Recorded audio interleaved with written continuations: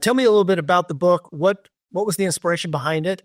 Yeah. So the book is called The Guru Gap, and I like to set the table for it by sort of saying, I started off in this industry back in 1997. This is before Al Gore had really invented the internet, and so when I made a recommendation to a client back in 1997, and they wanted to vet out my recommendation, they wanted to research whether my recommendation is really any good. They would talk to their father-in-law, they would talk to their neighbor, they'd talk to a friend, they'd talk to a relative, what have you. And rarely did that sort of investigative process derail the planning process with my clients. Well, guess what? We live in a totally different world today. And when my clients research my recommendations, they typically, at least 90% of the time I found, they take to the internet and they Google my recommendations. And the people with the biggest platforms and the biggest followings and the loudest voices tend to rise to the top of the Google search. And so those are the voices that my clients and prospects tend to put the most trust in. And who are we talking about? Well, I talk about 5 different financial gurus. By the way, the subtitle for the book is The Guru Gap, How America's Financial Gurus Are Leading You Astray and How to Get Back on Track. And so the 5 gurus that I talk about in this book are mostly names you've heard of. We're talking Dave Ramsey, Suze Orman, Clark Howard. Clark Howard, Lane, when you and I graduated from college, he was like the Dave Ramsey of the day. He had a radio show on every single radio station across the country. Still very big, still on the radio, still on social media. And then the Johnny Come Lately's Ramit Sethi, who is of Netflix fame. He's got a best-selling book, and he's basically the sort of the anti-advisor guru. He says, you can do this on your own. You don't need a financial advisor. And so when people are researching our recommendations, they basically come across these gurus, and the gurus are really controlling the discourse, controlling the dialogue. And a lot of times they're not saying things that are all that flattering about what you and I are preaching day in and day out. And the interesting part about this is, Lane, what you and I do is we vet out our recommendations using math as the sort of the litmus test. And we're using strategies that have been proven by academic studies over 4 decades and by PhDs all across the country, including the person who I think is the crown jewel in the retirement planning scene these days, Dr. Wade Pfau. He wrote the foreword for my book. And we use math and actuarial science to undergird all of our recommendations. And so it's really, really interesting to see that these financial gurus in many cases are vilifying and demonizing the types of recommendations that we make. And it's all about being able to dispense a one-size-fits-all, paint by the numbers, black and white, strategy that's easy to digest by a number of different demographics all across the country. Because at the end of the day, Dave Ramsey and Suze Orman and the like, they have to appear to be one-stop shops. In the very moment that their listeners conclude that they need customized, personalized advice to be able to reach their retirement goals, then these financial gurus, these mainstream media personalities have lost them. And so this book is really an attempt to try to, if you can see by the cover, try to bridge the gap from where the guru advice stops and where our clients need to get to be able to wring the most efficiency out of their retirement savings. And so that really was the inspiration behind the book. And really the goal is to sort of advance the dialogue around sustainable planning principles in retirement. Well, it's interesting. I did a video a while back about the dangers, some of the dangerous advice, specifically from Dave Ramsey. And it, got thousands of comments, and it's an interesting situation because I align with Dave on so many points, right? There's so much good on many levels. And I like the guy. I even consider myself a fan, right? And I tell him that I'm not against the man and most of what he stands for. But there are different points where he gets into, and it's just wrong. And it's hard for people to just say, okay, well, but I love him. He must be right. And he's a billionaire, so he must be right. And no, it's just not quite that simple. So And I guess that's kind of what the book's about, right? Yeah, really, Lane. Dave Ramsey and in many cases, Suze Orman, some of these other gurus, they have, in many cases, an unstated goal of peeling away Americans from mainstream financial planners and absorbing them into their tribe. And I agree with you. I think Dave Ramsey's a sort of a grandfatherly figure. He's folksy. He's charismatic. People tend to really, really like him. I've listened to his podcasts and his show before, and I'm like, man, there's not a single thing I didn't disagree. I disagree with him on. And I think that the net effect they're exerting upon America is a positive one. And I think America is better off for them being in the picture than out of the picture.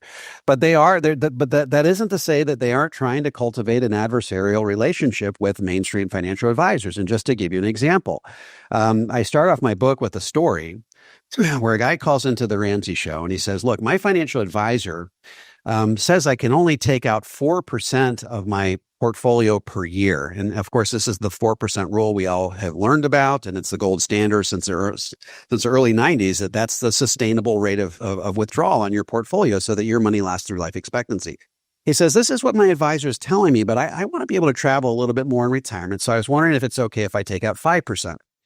And Dave Ramsey says, well, the only real reason your financial advisor is telling you that is because if you take out more money, he's going to be managing less and therefore making less.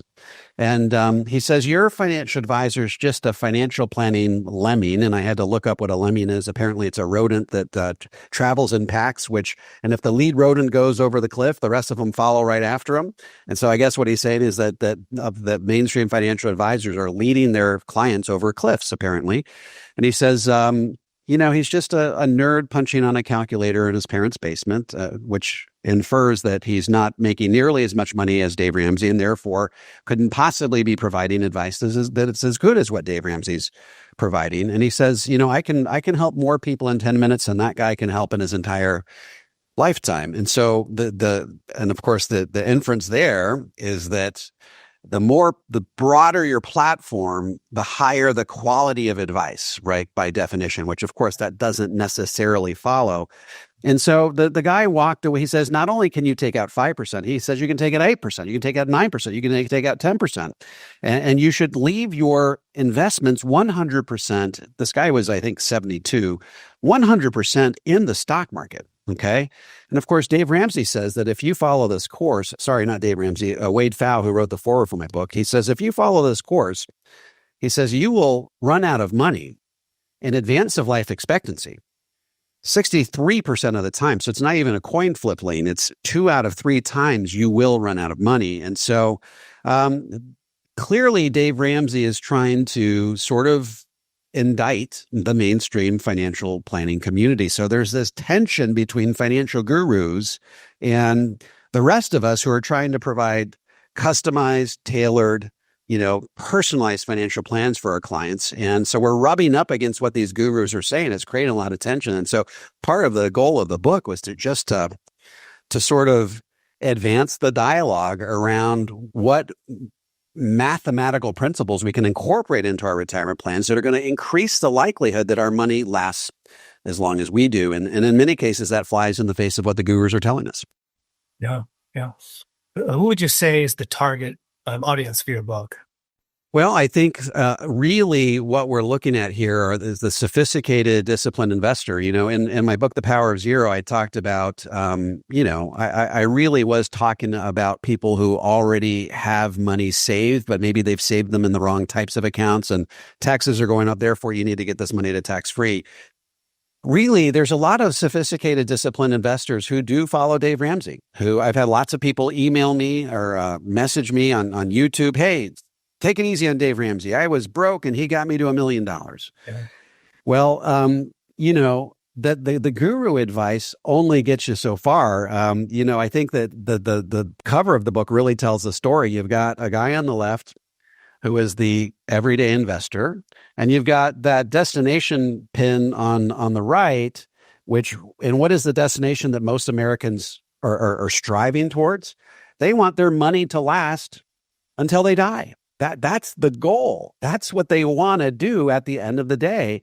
And as you can see, there's a yawning chasm between the advice that gurus are dispensing and the advice that Americans actually need to increase the likelihood that their money is going to last through life expectancy. So really the goal is for the sophisticated, disciplined investor to sort of jettison the advice that they've outgrown from the financial guru and adopt more sophisticated strategies that are more personalized, more customized, that can really help bridge that gap that stands between them and an efficient retirement. So really, people that feel like they can now move on from what Dave Ramsey has taught them. I have this phrase called the Dave Ramsey circle of poverty. What does that mean? It means he's good for bad investors, bad for good investors. He's very, very good, for example, at the person that's making $50,000 per year, but spending 60. He's the guy you need to be talking to. That's his superpower. That is his wheelhouse.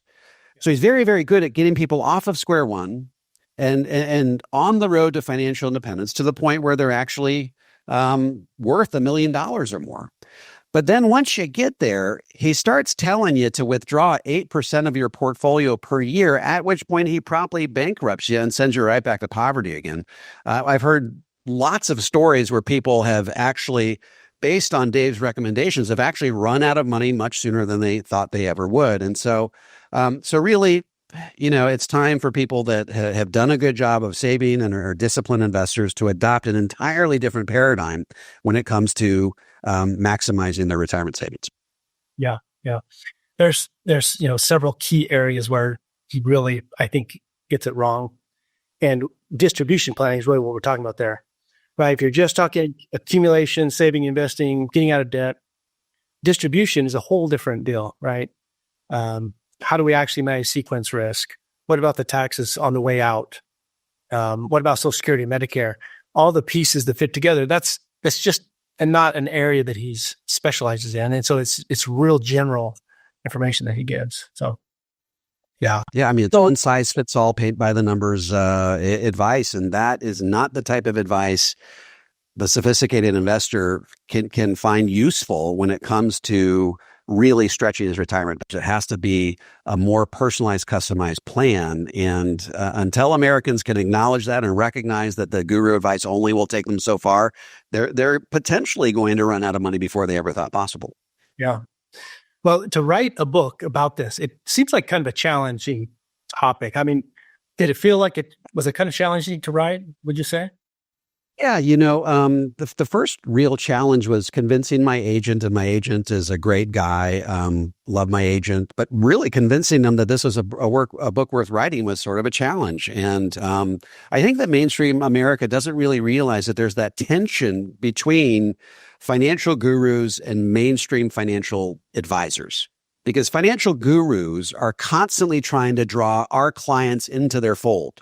And we're trying to constantly show our clients that if you want your money to last through life expectancy, you have to adopt math-based principles that will extend the life of your investments. And sometimes that involves, availing yourself of all of the financial tools in the financial toolbox, many of which are condemned by some of these financial gurus. For example, academia has been very, very clear over the last 4 decades that guaranteed lifetime income annuities, for example, are a very cost-effective way, of guaranteeing your income in retirement. And you can do so much less expensively than, for example, through the 4% rule. But these are tools that, for example, Ken Fisher categorically condemns and vilifies. For example, he says, I hate annuities and so should you. Well, if that's the case, why does, PhD from Princeton, Wade Pfau say that mathematically there's no way to get the type of income that you could get in retirement in any other way but by way of that annuity. And so really, when we avail ourselves of the entire financial toolbox that is sort of forbidden by a lot of these financial gurus, then mathematically we're better off. We're on more solid ground, and that's really one of the themes of the book. Yeah. Okay. So what would you say you've learned as you've gone through this process? Oh, sorry. Let me finish the thought because I think I lost the thread of the question. The original question was, "What are the challenges?" And so it was really convincing my agent that this was a book worth writing, and there is that tension between gurus and the rest of us that I had to convince him of. The second thing was just having the courage to take on these financial behemoths. I mean, Ken Fisher's worth $7.1 billion. Ramsey, as you noted, is worth $1 billion. Suze Orman's worth $75 million. I don't know about Clark Howard and Ramit Sethi, but I'm sure they're multimillionaires. They had vast resources. I've already gotten a cease and desist from one of them. So I had to summon a lot of courage to just write this book. My business partner says, "Dave, are you sure this is something you want to do?" But you know what? Sometimes, when you poke the dragon, you've got to be prepared for the response. And really, the third thing that I found very interesting, which was a bit of a challenge, was when you write a book like this, the editor says, "Hey, look, we need 4 or 5 blurbs for the back of the dust jacket, just to legitimize everything that you're saying and to get some peer support and some credentials here." Well, other than Wade Pfau and Tom Hegna, who did the blurb on the back, it was really, really tough to get people, even those who had written magazine articles that were critical of Dave Ramsey. Their compliance departments wouldn't let them put a blurb on there. Some of them said things like, "Dave, Suze Orman has millions and millions of followers. I don't want to put my name on a book that condemns Suze, because if I condemn Suze, I might lose some of the people who are following Suze and who are also following me."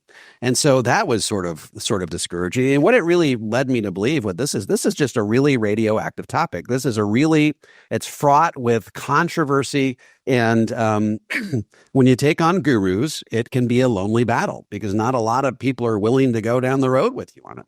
So those are really three challenges that I had in writing the book, but I persevered, and it's coming out on December 10th. So here we are. Yeah, right. Well, and I'm not aware of any other book that even attempts this, right? Isn't this the first book of its kind? Yeah, it's the first book. And people have often asked me, how come it took this long for a book like this to be written? And I respond to that by saying, look, there's a lot of people who are what I call Dave Ramsey one-issue critics or 2-issue critics. They don't like his, I apologize. They don't like his view on distribution rates. They don't like his view on stock market allocation. They don't like his view on how to pay off the house, what have you.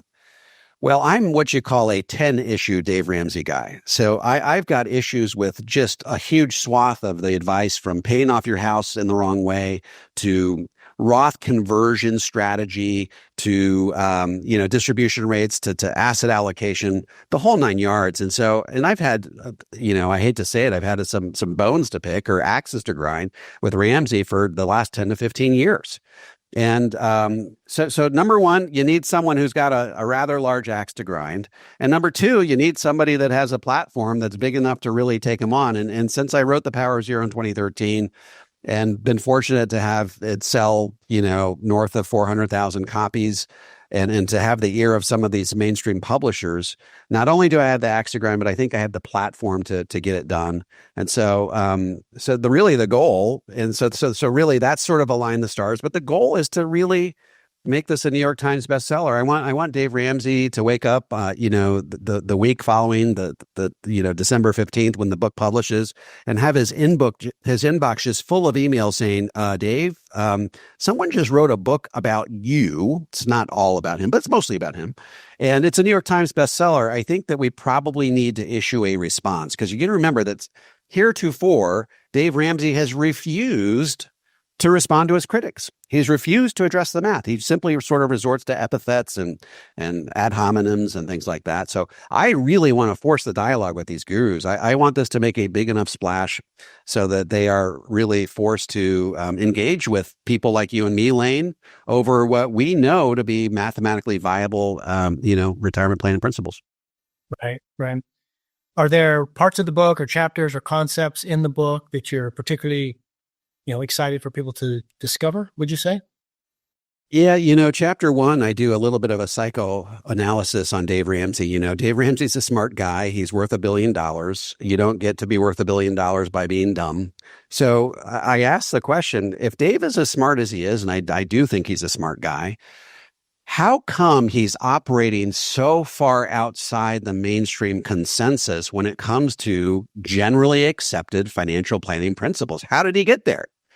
And what I conclude in that first chapter, and I'm not going to give the too many plot spoilers here, is that one of the things that he's really after is hope. And I find that hope in the context of financial planning can be the opposite of math. Okay.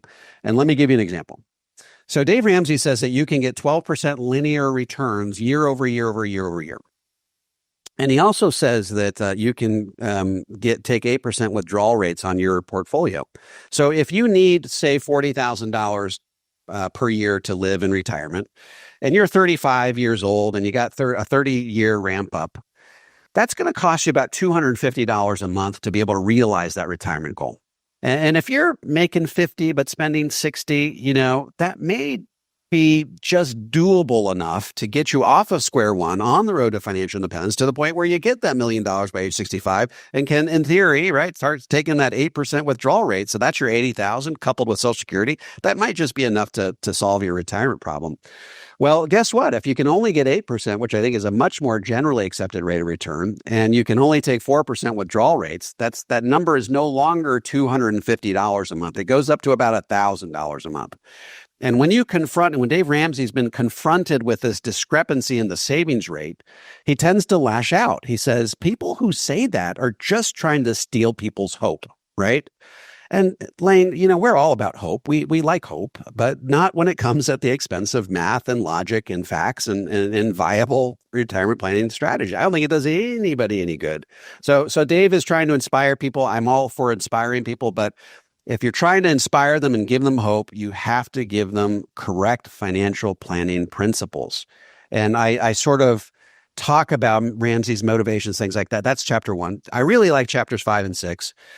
Chapter 5 and chapter 6, I basically pit the typical financial planning, financial guru recommendation against what you or I might recommend. In other words, let's take the worst, not all financial gurus agree on everything to the T, but I said, let's take the things that they do agree upon, like, Dave, and let's take some of the things they don't agree on, but let's sort of build a composite financial guru here. Like Dave Ramsey says, don't do a Roth conversion if you're within 5 years of retirement. You can't use annuities. You can't use cash value life insurance as a volatility buffer that an Ernst & Young study recently said it can absolutely increase your income in retirement if you utilize it. Let's not use any of those strategies, and let's see how long your money lasts.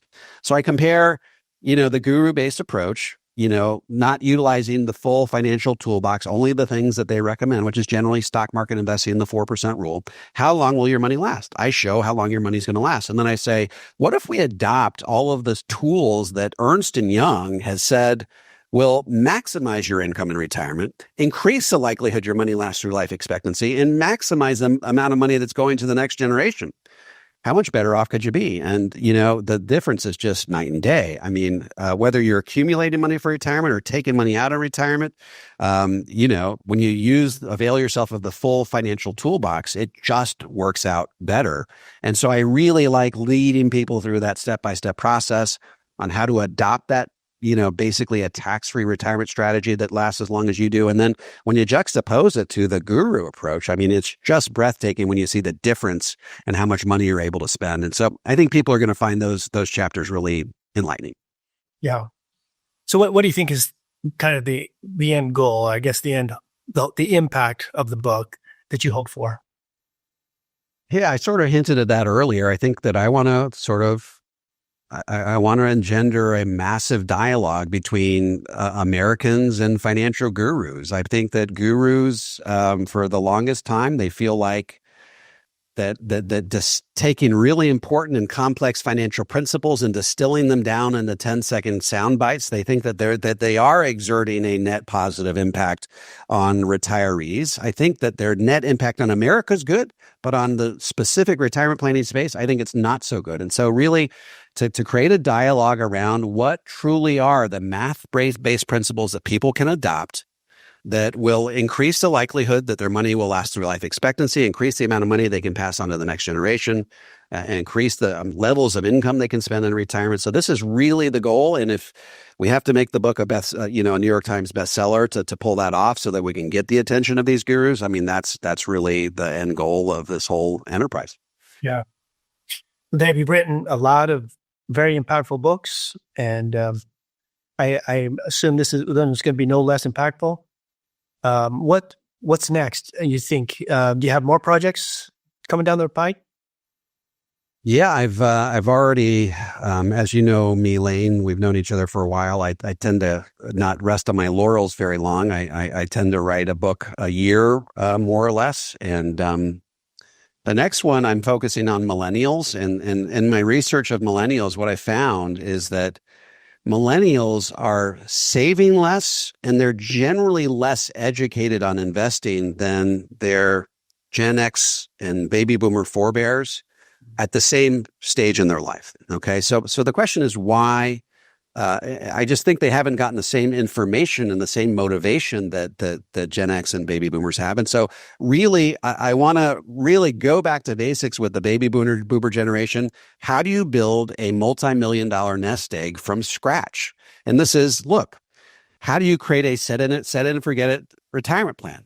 Do you invest in stocks, or do you buy the whole market? Should you time the market, or should you have a buy and hold strategy? We're just really getting back to the basics. And then, most baby boomers aren't aware, for example, that a recent Penn Wharton study has said that if our country doesn't get its fiscal ship of state, righted by 2040, that no combination of raising taxes or reducing spending will sort of arrest the financial collapse of our country. I mean, this is serious stuff. David Walker, former Comptroller General of the federal government, has said that tax rates have to double by 2030 or we go broke as a nation. So we're marching into this relatively financial apocalyptic future from which there may be no deliverance unless we can get our house in order. And so what that really means is that tax rates in the future are likely to be dramatically higher than they are today. Like I said, some experts saying twice as high.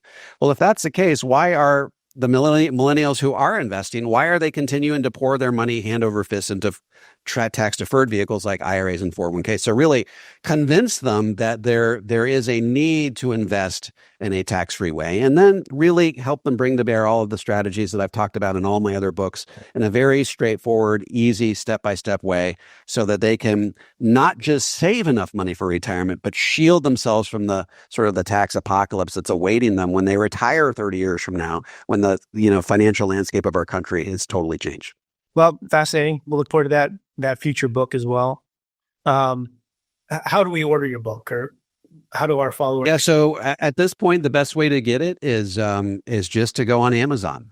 Just buy it on Amazon and buy as many copies as you want. If you're interested, as I am, in having this book make a real splash and become a New York Times bestseller, so that we can really get the attention of these financial gurus and confront them on their strategies that math and actuarial science has shown are not really up to snuff from a math perspective. Help us out. We would love to have your support. So just go to Amazon and buy the book there, and buy as many copies as you want. Awesome. Well, Dave, I want to thank you for being on the show. Looking forward to reading the book, and I'm sure we'll gain some insights, no doubt. So, right. Well, thanks for having me. Appreciate it. All right, you bet. Take care. Folks, my upcoming book, The Guru Gap, How America's Financial Gurus Are Leading You Astray and How to Get Back on Track, is now available for pre-order on Amazon. Take the opportunity to order your copy today. By the way, in the next 10 years, I'm looking to put 1 million Americans on the road to the 0% tax bracket. If you would like some help implementing a balanced, comprehensive approach to tax-free retirement that shields you from the impact of higher taxes down the road, head on over to davemcknight.com and click on the Connect with an Advisor button. I'm happy to refer you to an advisor in the Power Zero Network that has been trained, vetted, and qualified personally by me. If you're a financial professional and want to learn how to become a certified Power Zero advisor, head over to powerzero.com and opt into my free video series. And if you have any comments or questions, feel free to drop them into the comment section below. I'll respond to every single one of them personally. And don't forget to click like, subscribe, and the bell, so you never miss a video. This is David McKnight. I look forward to seeing you on the next video.